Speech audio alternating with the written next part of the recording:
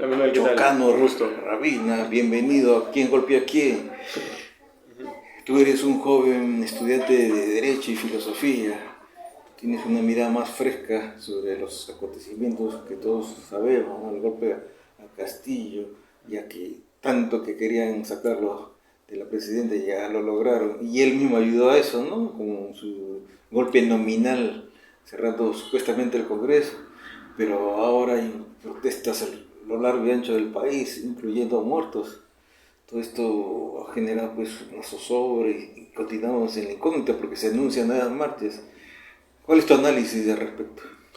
Bueno, primero lo del tema de Castillo, que fue el 7 de diciembre, ya el desencadenante de... Bueno, claro, ya todo estaba como en latencia, era como un conflicto en latencia, con pequeñas presentaciones de ataque de ambas partes. Inclusive la propia población, todo el rato del mandato se mostró, la gente que estaba a favor, se mostraba que estaba a favor, haciendo también sus marchas y sus manifestaciones, y la gente que estaba en contra también hacía lo mismo, inclusive desde antes que él sea presidente. También la gente se manifestaba a favor y en contra totalmente, o sea, es una constante en los 2 años que estuvo en el mandato. Y el tema de el golpe de Estado que él trató de realizar, yo lo entiendo como un recurso desesperado, pues ese mismo día del voto de vacancia. Y ahí, bueno, como en la mayoría que hubo, no se sabía si lo iban a vacar o no. Supongo que él interpretó que sí lo iban a vacar y por eso hizo como un intento desesperado, un último recurso. Quizá mal aconsejado, ¿tú crees? No, seguramente le habrán aconsejado mal. No creo que un presidente viviese sin consejeros. Supongo que le habrán asesorado mal. ¿Te acuerdas que estaba temblando, no? Cuando Claro, le digo, con el discurso las manos le temblaban. o sea, él sabía que era un riesgo, ¿no? Pero bueno, creo que ese momento él habrá supuesto la situación de o me votan o intento algo. Pero ¿en base a qué? Nadie lo apoyó. ¿En base a qué? Ni Supongo siquiera en su confianza. propia escolta, que le ayudó a apresar. Nadie puso un candado, no hubo policía tratando de cerrar. O sea, ¿cuál era Yo la supongo fuerza? que tenía confianza en que le iban a seguir. O la han engañado. No creo que lo hayan engañado. Yo creo que él tenía confianza en que le iban a seguir. Pero mi duda es que su confianza no era tanta porque temblaba. Porque una persona que tiene confianza está seguro de lo que dice y no tiene, ¿no? Es cierto, él tal vez internamente tenía confianza, pero bueno, sabemos que Castillo nunca fue un maestro en lo que es tema de oratoria, en un tema de mostrarse al público. Él siempre le costó esos actos, ¿no? Esas presentaciones en público, en los discursos presidenciales. Se notaba también que no era su fuerte. Castillo su fuerte eran los mítines, eso sí era bastante claro. Los mítines, su presentación con toda la gente. Pero como sindicalista que era, ¿no? Claro, haber sido el pasado que le habrá permitido ganar cancha. Pero claro, por ejemplo, cuando hacía los mítines fuera de Lima, él se notaba que era otra persona. Tenía un dominio extraordinario del escenario y todo lo demás, pero como tenía que dar discursos frente a cámara, no era su fuerte. Especialmente discursos que él no ha escrito. No sabemos si él lo escribió o no lo escribió. Tú mismo estás diciendo, ¿no? Los asesores siempre están ahí. Claro, pero finalmente él es quien decide si lo leo o no. Claro, pero no lo escribió. No sabemos si lo escribió o no al final. Bueno, ahí hay un asesor que dice que él escribió un discurso, pero le leyeron otro. Como si lo hubieran manipulado, traicionado, no sé. Yo no creo que él haya leído algo, o sea, no creo que él haya leído públicamente algo que no aceptó anteriormente, sabiendo lo que estaba mandando. Sí, pero es una aceptación tonta, pues, porque finalmente fue el pretexto para que lo buscara más rápido que inmediatamente, ¿no? Sí, por eso yo entendiendo que él hizo eso ya como un último recurso, él ya podía suponer que se iba a ir. Entonces esto era como su último intento de mantener el poder, porque pese a todo él tenía un ideario, ¿no? Ya trataba de cumplir ese ideario que poseía. Pero no se fue como Evo Morales, ¿no? Antes de que lo apresaran, ya se refugió en México, ¿no? Se parece en algo al golpe que hubo en Bolivia, ¿no? Que después la golpista, pues, ahora está en la cárcel, ¿no? ¿Verdad? El expresidente de Bolivia está presa, ahora me olvidé ese detalle. Pero no, lo de Castillo se notó que él, supongo que él habrá pensado que le iban a acompañar, así que los ministros lo iban a respaldar, que las Fuerzas Armadas le iban a respaldar. O al pueblo al final. Claro, él habrá confiado en que ya el Congreso, él debió suponer que, uno, el Congreso se le iba en contra, eso estaba clarísimo en cualquier supuesto, pero él pensó que el resto de poderes le iban a acompañar. Bueno, los poderes cercanos al presidente, ¿no? Como los militares, el tema de la policía, el tema de sus ministros, tema que no pasó, literalmente a los 15 minutos renunciaba a uno, 5 después renunciaba a otro. La gente empezó a moverse a los 5 minutos que él dio el discurso, ya estaban yendo a tomar la San Martín, que es el clásico, ¿no? Tomar toda esa ruta. Y finalmente llegó a eso, ¿no? A que en 2 horas ya estuviera siendo detenido. Claro, y hay manifestaciones contra el Congreso y en parte a favor de Castillo, ¿no? No, yo creo, más que a favor a Castillo, es que se vayan todos, la famosa frase que se bastante. Sí, por eso digo, en parte, ¿no? Claro, sin más que decir que vuelva Castillo, yo te defiendo, o sea, hay gente que sí defiende a Castillo y busca su retorno, eso totalmente es cierto, pero las que han tenido mayor cobertura, mayor alcance han sido las de que se vayan todos. Nuevas elecciones. Y ahí vamos como a tres vertientes, por así decirlo, ¿no? ¿Por qué? Sí, hay una diversidad de... Claro, sí, hay como tres fuentes, ¿no? O sea, tres fuentes que concuerdan que se vayan todos. Es decir, la idea central es esa, que se vayan todos, y donde creo que la gran mayoría está conforme, menos algunos que no quieren, pero la gran mayoría dice que se vayan todos. Y pasamos a las ideas. La primera sería que adelanto de elecciones y el sistema se mantiene como está, o sea, el mismo sistema de votación, mismo sistema de partidos políticos, mismo sistema de todo en general. La segunda vertiente, que no, esto lo he interpretado más que nada de ver lo que expresan los propios congresistas, que recordemos son la representación del pueblo en el poder legislativo, es que se vayan todos, sí, ahí concordamos, pero con asamblea constituyente. Es decir, que se haga la votación para que en la Constitución se agregue lo que es la Asamblea Constituyente. Y bueno, finalmente sería el tema de que, otra vez, ¿no? Que se vayan todos, pero más que la Asamblea Constituyente, el aplicar reformas políticas. Incluyendo cambio de directiva del Jurado Nacional de Elecciones. Claro, es una de las que se menciona, por ejemplo. Otra propuesta muy interesante es una, si no me equivoco, de la congresista Alejandra Tudelo Cabello, no me acuerdo cuál de los dos es, me acuerdo que uno de los dos la propuso, que es los periodos congresales a 2 años y medio. Pero ¿tú qué piensas de esa idea? Sí, me parece bien, porque una democracia dinámica debe ser justamente pues cambiante, ¿no? O sea, ¿por qué tener una persona 5 años y se nota que está cansado o el cargo le salió grande, ¿no? Claro. La gente debe rotar, incluso nunca más ser reelegido, porque hay tanta gente que podría hacerlo bien o hasta mejor, ¿no? O sea, una democracia implica eso, participación, cambio de personajes o de responsables de la política, no necesariamente profesionales de la política, sino gente que sirva a su país, ¿no? En ese caso, el tema de los congresistas, yo estoy a favor de los 2 años y medio, pero en mi caso sí debe haber reelección. ¿Por qué? Porque para mí eso podría ser un filtro para los buenos congresistas y malos congresistas. Ejemplo, tenemos un congresista de nombre X que está haciendo bien su política, que está cumpliendo lo que prometió y está aplicando buenas cosas, está gestionando bien su área, ¿no? ¿Por qué tendría que irse si de verdad está actuando muy bien y él desea continuar? Es decir, podría volver a postularse después de los años una vez, ¿no? Por lo menos una vez, no necesariamente hasta que muera. Sí, podría considerar que se muera mientras la gente lo considere correcto, porque al final somos una democracia representativa. Pero si gana esa postura, si se acepta 2 años y medio y con ciertos cerrojos, tendríamos que aceptar eso, ¿no? ¿Como qué tipo de cerrojos? O sea, justamente lo que estaba mencionando, ¿no? Para que pueda postular eternamente. Sí. Evitar eso, ¿no? O simplemente los que tienen condena nunca más postular, ¿no? No, para mí eso sí, yo estoy a favor de esa idea de que los que tengan condena.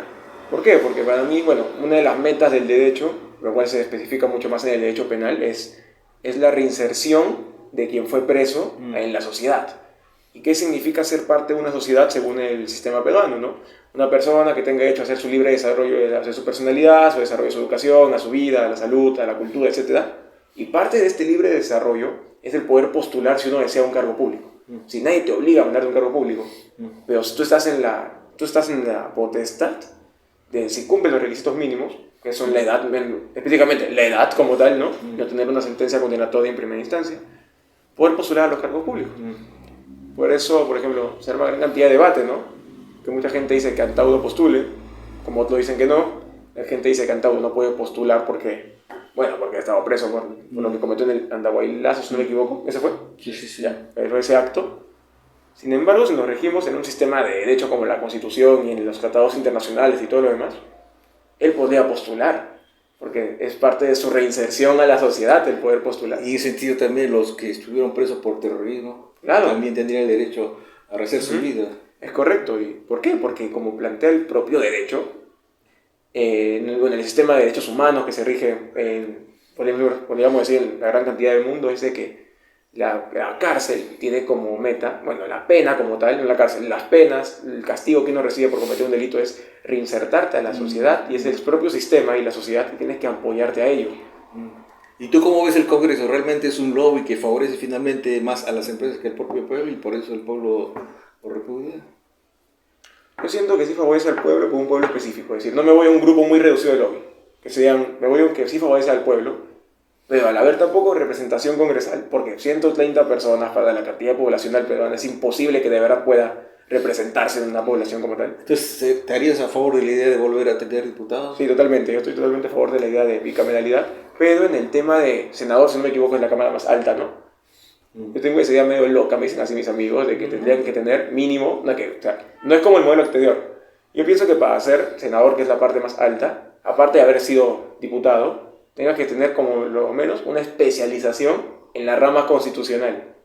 Porque para mí no es muy coherente que quienes sean los padres de la patria, los legisladores, no sepan de derecho. ¿Por qué? Porque si tú legislas, legislar es derecho, es la ley, es la normativa, reforma constitucional, todo lo demás. Entonces, ¿todo debe ser abogado entonces? ¿Todo debe ser abogado? ¿Tener una maestría en Derecho? No, una especialización, un diplomado, por ejemplo. Por lo menos un diplomado. Un diplomado, por lo menos, en la materia legislativa, materia constitucional. Y hablando de preparación, entonces, ¿no crees que también debería ser requisito en administración, no sé, en gobierno, de que los que postulan pues a un cargo público claro, o a congresal como tal? En ambos casos, ¿no? Una preparación. Bueno, para el tema de concursos públicos se establecen los requisitos. Pero para presidente puede ser cualquiera. Es que, ya, yo he entendido eso de esta manera, porque al principio sí me confundía, me bloqueaba bastante, porque me pongo a pensar, ¿no? Ya, yo postulo para trabajos que en mi caso son de practicantes y me piden su buena cantidad de requisitos, pero luego veo para presidente y me dice 35 años, no tener sentencia y ser ciudadano peruano de nacimiento, ¿no? Entonces me puse a pensar y cuando traté de entenderlo, llegué a la siguiente idea. ¿Por qué se hace esto? Porque no toda la población peruana tiene un título universitario. Tipo, si hacemos esto, se excluye una gran cantidad. Por eso que yo siento que para presidente es correcto que no se le exija un título universitario, que es conveniente 1000 veces, ¿no? Que es conveniente que sea en algo relacionado a administración de estados, 1000 veces mejor. Pero entiendo por qué no se obliga. Porque hay población peruana que no tiene título universitario, tampoco, no todos son de universidad secundaria, no todos han acabado la secundaria. Entonces, siento correcto eso. También hay población que tiene que ser representada de una otra forma. Y para eso son esas no clavas. Bueno, por eso es que el tema de una bicameralidad, diputados, senadores, yo estaría a favor de que en diputados no se les pida una especialización en nada de derecho. ¿Por qué? Por ejemplo, las comunidades más alejadas por ejemplo, sabemos que Lima es un mundo y nos vamos a una comunidad alejada en la selva. Ellos tienen derecho a tener su representante y que se le escuche su voz, sus ideas. Y no porque no tenga así una maestría en una rama constitucional, una rama de administración de empresas, eso significa que tampoco no pueda dar sus ideas. Porque por eso tiene un equipo que lo va a apoyar. Tú puedes tener la idea, pero no vas a saber de todo. Es un equipo que te ayuda a plasmar tu idea en el sistema legal en el que vivimos. Pero, y en el caso de senadores, es distinto. Porque ellos ya son personas con más experiencia y que por el propio significado de su cargo van a revisar lo que ya se ha hecho. Ellos ya tienen que hacer ese control más específico de ver que si la norma es legal o no es legal. Porque por culpa de esos temas muchas veces, muchas leyes que van al Congreso, luego reciben una acción de constitucionalidad. ¿Por qué? Porque te hacen la ley y la aprueban, y al final no es constitucional, va contra la Constitución. Y más que beneficiar, genera más trámites. Pero hay un proceso constitucional, un juicio, y simplemente atrasa el progreso del Estado. Continuamos después del corte. Entonces, cualquier persona tiene el derecho a votar y ser votado. Correcto. No importando que tenga estudios superiores, porque para eso están los asesores, ¿no es cierto? Claro.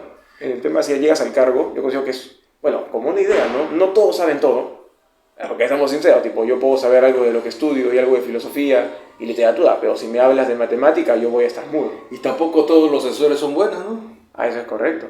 Por eso que tienes que pensar muy bien con quién te vas a juntar. Pero si tengo limitaciones de conocimientos, puedo escoger más, ¿no? No, claro, obviamente. Por eso es que yo siempre he pensado que cuando vas al tema político, tienes que tener una muy buena red de amistades y contactos. Por ejemplo, para eso sirven mucho las universidades o tu propio barrio donde vives. Claro, ser autodidacta, ¿no? O sea, claro, que uno no haya ido a la universidad no le impide leer, investigar, estudiar. No hay un montón de gente que no ha ido a la universidad, pero es leída. Claro, tiene experiencia de trabajo, de contactos. Por ejemplo, cuando mencionas de autodidacta, siempre viene a mi cabeza el ejemplo de Marco Aurelio Bené. Porque ese hombre estudió Derecho, luego se especializó en sexología, si no me equivoco. Pero el hombre te podía discutir de cualquier tema y te hablaba de lingüística, te hablaba de gramática, se iba a filosofía, se iba a temas hasta vulgares, de rato en rato te hablaba de la historia de las calles, de la historia de los prostíbulos. Sin embargo, es algo que se ha ido perdiendo con el tiempo, ¿no? De que se piensa bastante de que si no tienes un título en eso, no puedes opinar. Claro, y también hemos visto de que a pesar de que no puede tener hasta doctorados, eso no impide la corrupción. Claro, no, que la educación no va con tu propia moral. Si la educación te va a dar conocimientos académicos, te va a formar en cierta parte, eso es cierto. Pero no es que la educación va a determinar la calidad de persona que seas.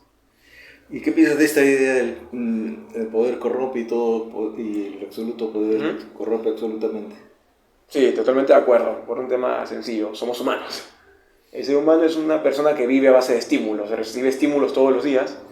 Podemos ser la persona más incorruptible, pero si llega algo que logra quebrarte o logra chocar con tu idea, en ese momento de inestabilidad, ya vas a empezar a perder su estabilidad, ya vas a empezar a perder lo que tú crees. Entonces, según esto, el Perú está condenado a no salir de este círculo vicioso de corrupción, denuncias, No, sentencias. no creo que esté condenada. Porque decimos, haciendo como una comparativa, viendo cómo estábamos ya hace 200 años, comparado actualmente, ha habido ciertas mejorías. Antes no habían derechos humanos tan bien fortalecidos como Claro. ahora, por ejemplo. Había esclavitud. Claro, o al menos ahora tú ves, hay derechos humanos. Pero, sin embargo, hay trabajos donde la persona pareciera un esclavo, un semi-esclavo. Ah, claro, ahí entiendo. Ya, creo que ya capto tu ejemplo, tipo, donde trabajas, o sea, dice 8 horas por ley, pero trabajas en realidad 12. O te encierran. Es claro. Ya sé de qué ejemplo estás hablando, tipo el caso que pasó en Gamarra hace un par de años. Sí, hay varios casos todavía donde no te dejan salir, y incluso te dan la comida, te dejan poco tiempo abrir el baño, te retienen tus documentos, cosas así, ¿no? Que hasta ahora perviven, ¿no? Y peor, la trata de blancas, con la falsa promesa de ofrecer un buen trabajo, ¿no? Y engañan a muchos jóvenes, ¿no? Es cierto, tipo, es que yo siento que hay dos maneras de ver este tema, ¿no? Una es la manera sumamente deprimista de decir que esto nunca va a acabar, que es una manera también válida porque, bueno, si ves esto constantemente toda tu vida, no vas a creer que tiene fin, totalmente válido. Y otra es como una más positivista, que creo que es la que tengo yo en ese tipo de temas. Que yo pienso, claro, existen problemas, existen dificultades, claro, el trabajo explotador. Sin embargo, pienso de que siempre hay mejoría, pero que no es un día al otro, es un largo proceso. Ya que con el tiempo las cosas van a mejorar. Claro. Solitas. No, solitas no forma que sean solitas. Si no. La propia gente tiene que intervenir en ello. Ah. ¿En qué sentido? Si hace, ya, para no irnos tan lejos, por el gobierno de Alan García, el primer gobierno, el tema del trabajo, los contratos eran sumamente inestables. Te podían despedir así sin aviso alguno y te pagan una indemnización mínima. Una indemnización mínima no te alcanza para vivir más que medio mes, un mes. En cambio, actualmente, si vemos cómo es el sistema laboral peruano, cuando las empresas son formales, es mucho más complicado que te despidan. Y si te llegan a despedir, mínimo te das con una indemnización que te permita vivir pacíficamente un par de semanas o meses, mientras busques otro empleo. O también te puede contratar 5, 10, 20 años. Claro. Y como tiene derecho a pensión. Tener derecho. ¿Cómo? ¿No está depositando FP en ese caso? Claro, en ese sentido tienes razón, pero puede haber contratos, por ejemplo, de locación de servicios. Ahí los derechos se acortan. Ahí no hay no se paga el seguro, no se paga eso es cierto, pero, al FP o al Sistema Nacional de Pensiones. El tema de pensiones, si la propia empresa no lo hace, el propio sujeto puede llegar a hacerlo. Claro, eso sí, también es un tema de cultura del sujeto que si no quiere hacerlo, es su propia decisión. Siempre y cuando tenga trabajo, porque cuando acaba el contrato... claro, si no acaba así ya no puedes depositar, claro, ese es el tema. Y a pesar de que pueda haber trabajo para esa empresa estatal o particular más de 5 años. No, el tema de locación de servicios es muy interesante. ¿Por qué? Porque podemos tener un contrato de locación de servicios, pero si este contrato actúa como un contrato de trabajo, se vuelve contrato de trabajo para la ley. ¿En qué sentido? Imagínate de que yo trabajo como, no sé, para taxista, para un sistema de taxis, no voy a decir las grandes marcas porque no son locación como tal, aunque ahora hay conflictos que sí son y se sigue el proceso de reconocer si tipo... entonces ese proceso de locación de servicios se puede convertir en un trabajo, contrato, de planilla. Sí, me acabo de recordar un caso. Por ejemplo, hay un caso de una trabajadora de maquillaje que iba a maquillar a los artistas de un canal de televisión. E iba constantemente, a tal punto que esto se volvió su único ingreso. Sí, solamente su dinero venía de ahí del canal de televisión. El contrato era por locación de servicios. Sin embargo, un día el canal le dice: ya no quiero continuar con tus servicios, hasta que quedamos. En pocas palabras, la despide, ¿no? Lo cual es válido. Tú puedes despedir a alguien si ya no estás conforme con su trabajo, pero le tienes que pagar su indemnización por ese despido fuera del contrato. Es totalmente válido. En este caso, la empresa no quería pagarle su indemnización, porque decía es locación de servicios, no tengo por qué pagarte. Así sea 4 meses. Claro, si pasan los 3 meses, Ya tiene derecho. ya como tal, ya llegaste a tener derechos de trabajo. Eran 3 o 6 meses, uno de los dos casos, no recuerdo exactamente cuál era. Eran 3 o 6 meses. Para que superes el periodo de prueba y ya comiences un contrato de trabajo. Y si te pide la empresa que le hagas un recibo por 4 meses un pago único, ¿eso sería una estrategia para evitar los 3 meses? Sí, pero la señora o el sujeto que le pasa eso tendría que demostrar que ha estado esos meses. ¿Cómo tú lo puedes demostrar? Récord de asistencia. Teniendo, qué sé yo, te pueden dar un carnet o una ficha de ingreso y tú vas guardando tus fichas de ingreso, ¿no? He ido lunes, martes, miércoles, jueves, sucesivamente, ¿no? Y tiene que ser un horario constante. Y la señora iba a los mismos programas de televisión en los horarios ya establecidos. Entonces era un horario constante con un ingreso fijo que era su único ingreso. En ese momento, cuando la despidieron, ella reclamó, denme mi indemnización. Y la empresa, pero es locación de servicios. Y la asesoraron bien y le explicaron que pese a que era locación de servicios, al vivir de esto, al ser tu fuente de ingresos constante, al trabajar constante y de manera regular en esa empresa, se valía como un contrato de trabajo. Y eso es un logro del derecho. Es decir, hace 100 años no eso que va a existir. Hace ya hasta 30 años tampoco, porque culturalmente no se sabe mucho de muchas cosas legales. Claro, pero hay un problema, ¿no? O sea, muchos trabajadores justamente saben de que tienen derecho, pueden denunciar, pero no lo hacen porque temen que ya no lo vuelvan a contratar. Ese es otro problema. Claro, que otras empresas no lo quieran contratar, ¿no? O las mismas empresas, ¿no? Porque se dan cuenta de eso, no le dan ni aguinaldo, no le dieron su panetón, no sé, y dicen, no, si denuncio ya no me contratan. Tienen ese miedo, ¿no? Aunque es un tema, claro, bastante cultural, pero si nunca, o sea, si la gente no empieza a reclamarlo, nunca se va a reclamar. Por eso es que casos como el que ocurrió con la señora son importantes para el derecho de los trabajadores. Claro, y se vuelven casos emblemáticos. Claro, ¿no? se estudia en las clases porque fue muy, muy interesante, ¿no? Claro, porque mucha gente no conoce. Claro, es un caso muy abuso, ¿no? Correcto. Por eso es que es muy importante estar atento también a las noticias, en ese sentido. Y son casos denunciables también, ¿no? Totalmente, porque claro, si no te quieren pagar, y tú ya tenías, claro, tu contrato no era de trabajo, pero en la práctica es trabajo, tu contrato es de trabajo en la práctica. Claro. Y con eso tú puedes justificar, yo no tengo un contrato de trabajo contigo, pero merezco los derechos de un contrato de trabajo. Y tienes cómo justificar el porqué. Pero actualmente ya no hay el derecho a ser nombrado vitaliciamente, ¿no? En cualquier momento incluso los nombrados pueden perder el trabajo, ¿no? Ah, claro, por causa de despido, hay causales justas de despido. Un ejemplo bastante sencillo es que te robas material de la empresa. Es una causal bastante sencilla porque claro, estás dañando a tu empleador. O también hay lo contrario, ¿no? Justamente porque están nombrados, abusan de eso, ¿no? Por ejemplo, en mi rubro de educación, hay profesores que porque están nombrados comienzan a faltar, no van a las clases, simplemente dejan una monografía y con eso aprueban el curso y nunca. Claro, y ese es un tema, bueno, eso es algo que los alumnos, deberían reclamarlo. Si se dividen, pues uno dice, no, queremos clases, y otro dice, no, está bien. Ah, claro, que bueno, hay tipos de alumnos, no totalmente. Hay alumnos que pensarán, bueno, no tengo clases, son 3 horas libres a la semana, hago un trabajo a fin de ciclo, saco 16, espectacular, ¿no? Pero es un problema de la mentalidad peruana y la mentalidad en sí del ser humano. Porque claro, mientras que hay otros que sí desean aprender, hay otros que de verdad no quieren. Y justamente hablando de mentalidad peruana, en parte es parte de nuestra idiosincrasia esto de la corrupción, de la criollada, ¿no? La criollada, le diría más que corrupción, la llamaría criollada.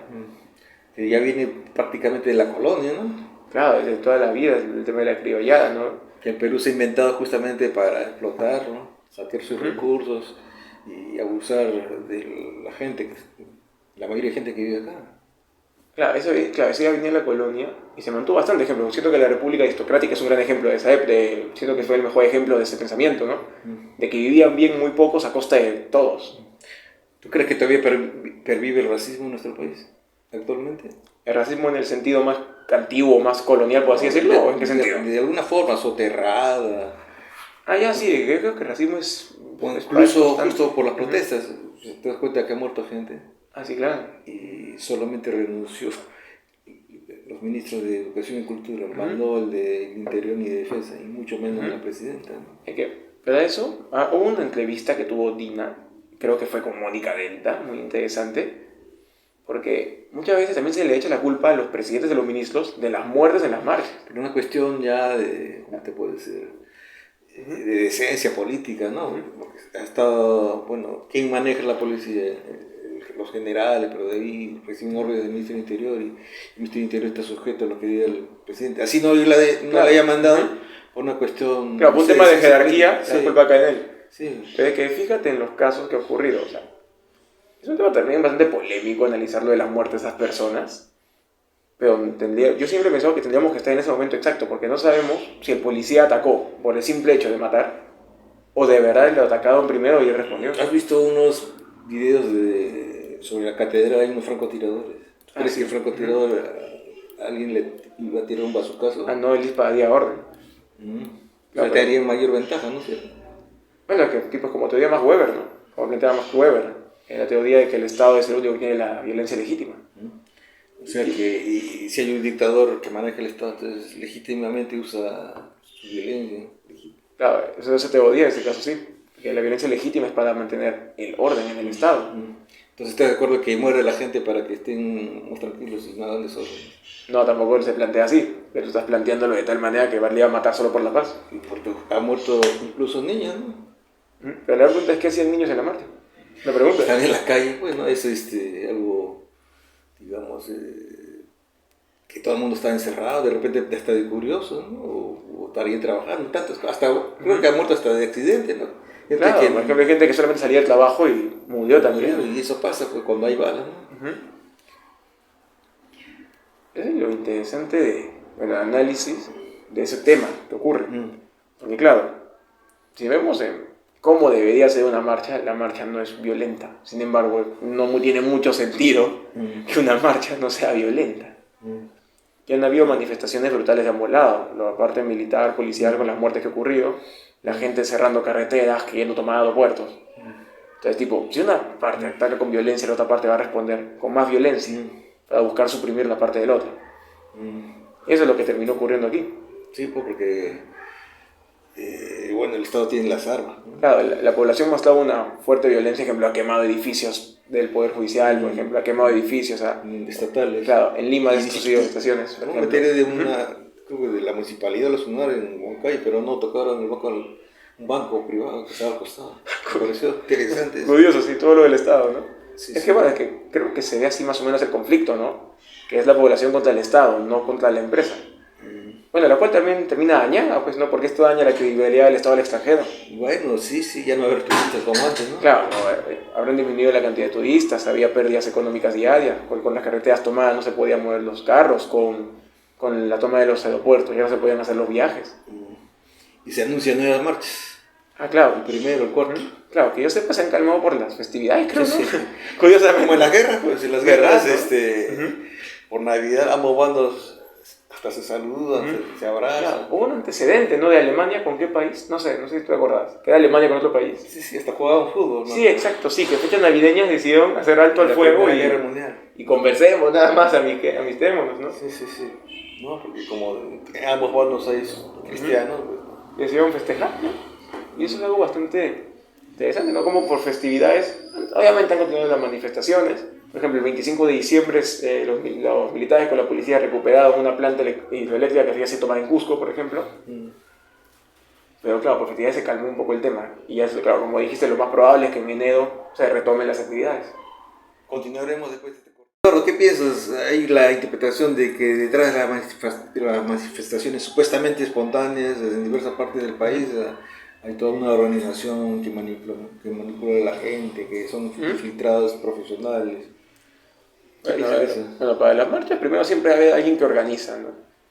Que siempre van a haber 1, 2, 3 personas que inviten a sus amigos que organicen el tema, porque si fueran marchantes, en cualquier sentido que no se organizan ni lo más mínimo, más que marchantes estarían peleando entre ellos mismos también, ¿no?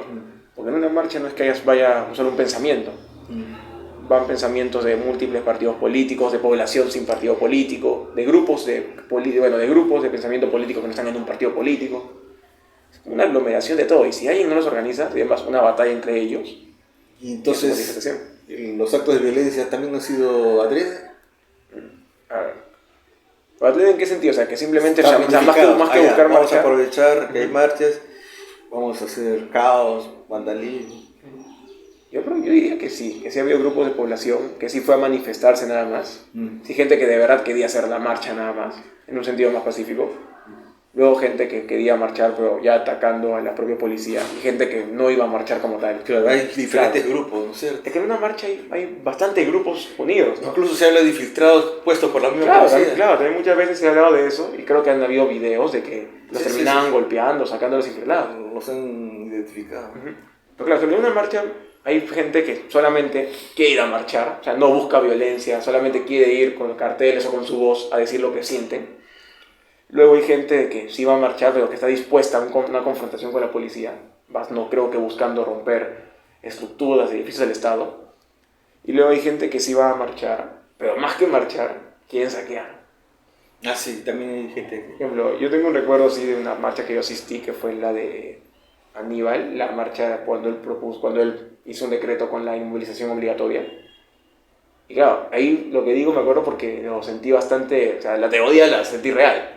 La gente que estaba en Plaza San Martín no estaba pegando a nadie, estaban cantando, algunos estaban abrazados, estaban con carteles, estaban haciendo cánticos, bailes, ¿no?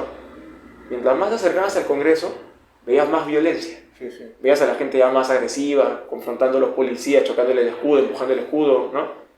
Y luego me acuerdo que todo explotó cuando la gente empezó a gritar, reventaron la estación. Y yo pensé, bueno, habrá sido los policías, ¿no? Y era gente que estaba rompiendo la estación. Y luego que, bueno, y otros acontecimientos, ¿no? Que hoy es muy usual que hacen marcha y terminan reventando, creo que la fiscalía, la que está por el Congreso, ¿no?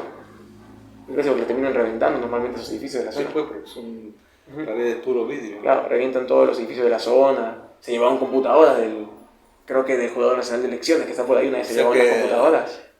Los amigos de lo fácil y lo ajeno aprovechan la situación. Yo creo que es un problema generalizar lo de las marchas. Porque muchas veces se generaliza la marcha como todos son terroristas. No, todos no son terroristas, para nada. Pero por culpa de algunos que hacen acciones más fuertes, se toma que todos son de ellos. Claro, y simplemente son delincuentes comunes. Claro, se generaliza totalmente, diciendo, ya, un ejemplo simple, hay 10 personas que van a marchar, solo 10, hagamos que todo el universo sean 10. De estos 10, 5 solamente quieren decir que están en contra de lo que dice el Congreso, 3 están dispuestos a enfrentarse a golpes, mientras que los otros 5 se irían con el conflicto, esos 5 se irían del conflicto, los otros 3 sí quisieran que el conflicto, y otros 2, que más que el conflicto, quieren saquear o aprovechar ese momento, ¿no?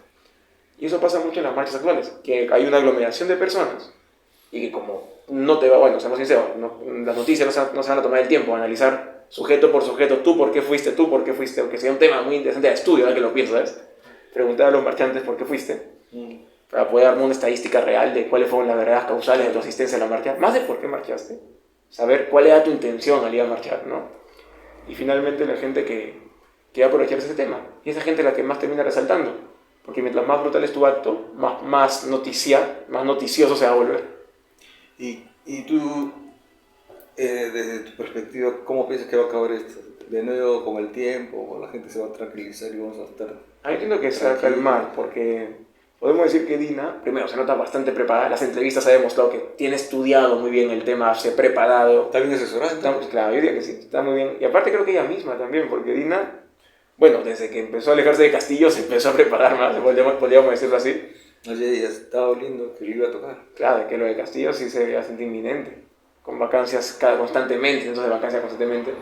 Y tampoco él, que no más que dar confianza a la gente, más bien la gente empezó a desconfiar de él porque no se mostraba un hombre seguro.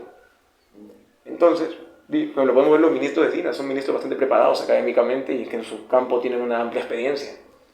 Si no son sacados de la nada o familiares de ella. Pero sin embargo, el primer ministro... Fue cambiado. Lo cambiaron. Fue cambiado. Que tenía acusaciones de acoso y había puesto a una ex modelo como secretaria. Fue cambiado a Otaola, que ahorita Otaola está haciendo una gestión bastante decente. Va a ser quien va a representar en Brasil, por ejemplo, en la toma del poder de Lula. Que toma el 1 de enero, va a ser su ceremonia. Tiene ministros como Tello, que lo podemos ver, el CV de Tello es un CV impresionante, dedicado toda su vida a gestión pública.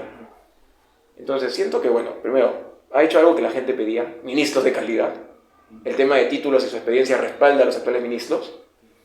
y Dina está actuando con el pedido de la gente quería adelanto de elecciones, y uno de los primeros temas que se vio fue el adelanto de elecciones. Pero ahora también quiere que renuncie, ¿no? Parte de la gente. Claro, no, ellos querían que renuncie para que se obligue un adelanto. Tipo, me acuerdo que en un discurso en el Congreso, creo que fue, no fue Cerrón, fue Guillermo Bermejo, dijo que sería interesante tener un Paniagua 2.0. Porque se dio un gobierno solamente transitorio, ¿no? Pero el tema es que no podemos comparar el Congreso de ese año con el Congreso actual. Es decir, no hay alguien, quiento yo, que sería el Paniagua 2.0 en el Congreso actual. No veo a nadie que tomaría ese rol. Y entonces... Ni siquiera el presidente del actual Congreso. No, que Paniagua era un hombre muy pacífico. O sea, cuando él le da una misión, él la iba a cumplir, y fue lo que se le hace caso. No veo que ahorita alguien, porque como hay tanto choque de ideas, no creo que nadie esté dispuesto a ceder su idea para buscar la transición. Entonces, quedó finalmente que se aprobó lo del 2024. Que si tengo entendido, ya se llegó a aprobar lo del 2024, se va a hacer el adelanto de elecciones. Y justo la gente no quiere eso, ¿no? Quiere que sea este año. Claro, no, que en el 2023. Sí. Claro, pero es que por temas de orden no hay forma, porque claro, la gente quiere el cambio, pero siento que hay un pedazo de la población que no entiende que no va a servir el cambio si no hay reformas en el sistema actual. Porque la crítica, más que a los políticos que estaban ahorita, es al modelo con el que entraron los políticos. Porque claro... Por eso piden cambio de constitución. Claro, es una forma de hacer el cambio. Pero como también hay otra forma de las reformas políticas reformando la Constitución. Yo soy más de esa bancada. Yo soy de la idea de que la Constitución no se le puede cambiar cada 30, 20 años, como ocurre en el Perú. Por ejemplo, tenemos más de 11 constituciones, no me sé el número exacto, sé que son más de 11 constituciones, pero entre comillas una constitución no nace a morirse, nace a modificarse para adaptarse a los problemas de la situación actual. Porque una constitución son cláusulas generales. ¿Verdad? Pero, sin embargo, este Congreso no va a cambiar ni siquiera un artículo, ¿no? Van a cambiar para hacer el adelanto.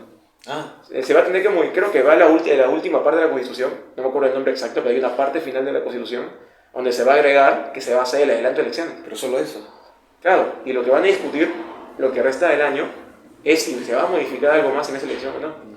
Y ahí están las posturas que te comenté, ¿no? La de los 2 años y medio, la de un nuevo modelo de elección de congresistas, que están proponiendo un modelo en el cual se agrupe a distintos distritos, distintos sectores poblacionales, para que voten por un representante específico. Por ejemplo, ya, por donde vivo yo, ¿no? O sea, que hay esperanza con este Congreso. Yo diría que sí. Viendo que ya no hay tanto conflicto, ¿no? Claro, viendo que ya no hay tanto conflicto como que el Ejecutivo y el Legislativo, o sea, no están compaginados aún, no. Por ejemplo, lo de que no le dejaban viajar es una manera de esto, pero se ve más disposición de ambas partes, por lo menos. Se entiende más. Claro, por ejemplo, Otáola se fue a hablar con la mayoría de congresistas, se fue a hablar con el presidente del Congreso, bueno, no me acuerdo su término exacto, de la presidencia del Congreso. Fue una reunión fructífera, salieron bastante contentos ambas partes, es decir, hay una mayor disposición de ambas partes de conversar y actuar. Y es lo que se está mostrando desde el momento que entró Dina hasta la actualidad. Muy bien, Eduardo, muchas gracias por tu participación. Muchas gracias, Manuel, a ti por la invitación. Hasta la próxima. Hasta la próxima.